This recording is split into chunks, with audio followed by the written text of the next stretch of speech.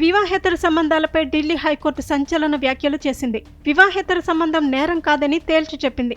అది నైతికతకు సంబంధించిన అంశమని వ్యాఖ్యానించింది.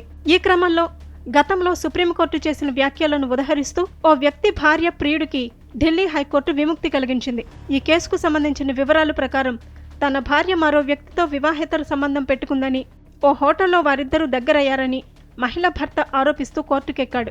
ఈ కేసులో ఆ ప్రియుడిని మెజిస్ట్రేట్ కోర్టు విడిచిపెట్టేసింది. దీంతో బాధిత భర్త సెషన్స్ కోర్టును ఆశ్రయించాడు.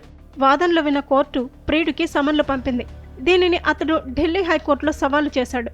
అక్కడ కూడా అతడికి అనుకూలంగానే తీర్పు వచ్చింది. ఈ సందర్భంగా కోర్టు కీలక వ్యాఖ్యలు చేసింది.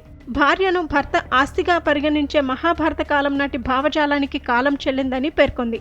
వివాహేతర సంబంధం నేరమంటూ ఐపీసీ 497 సెక్షన్ ఇచ్చిన నిర్వచనం రాజ్యాంగబద్ధం కాదని సుప్రీంకోర్టు గతంలో ఇచ్చిన తీర్పును ఈ సందర్భంగా ఢిల్లీ హైకోర్టు న్యాయమూర్తి జస్టిస్ నీనా బన్సల్ కృష్ణ గుర్తు చేశారు. వివాహేతర సంబంధం నైతికతకు సంబంధించిన అంశమని, దానిని నేరంగా చూడటం సరికాదని స్పష్టం చేశారు.